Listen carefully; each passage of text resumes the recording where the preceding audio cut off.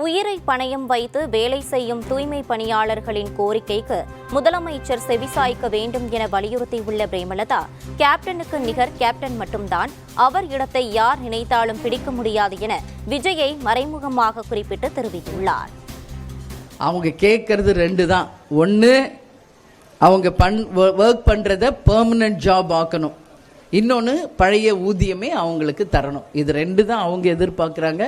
But government அதை பற்றி சொல்லாமல் வீடு தரோம், காலை உணவு தரோம், அவங்க பிள்ளைங்க படிப்புக்கு தரோன்னு சொல்கிறாங்க. அதுவும் இல்லாமல் வேறு புதுசாக வந்த பணியாளர்களை வச்சு அன்னைக்கு அவங்க நன்றி சொல்கிற மாதிரியெல்லாம் காமிச்சாங்க. இது எல்லாருக்குமே தெரியும். இது ஒரு மாயை உருவாக்கியிருக்காங்க. பட் உண்மையில் பாதிக்கப்பட்ட மக்கள் நல பணியாளர்களுக்கு இன்னும் அவங்க கேட்குற கோரிக்கை போய் சேரவில்லை.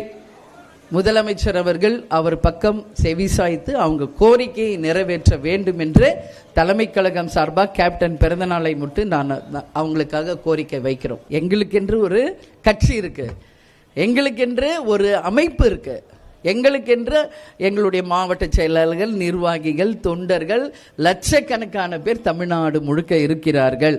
எங்கள் கட்சி 20 ஆண்டு கட்சி, எதிர்கட்சியான கட்சி. கேப்டனுக்கு நிகர் கேப்டன் மட்டும்தான். கேப்டன் இடத்தை இனி யார் நினைச்சாலும் அந்த இடத்தை யாராலையும் ஃபுல்ஃபில் பண்ணவே முடியாது. இதுதான் உண்மை.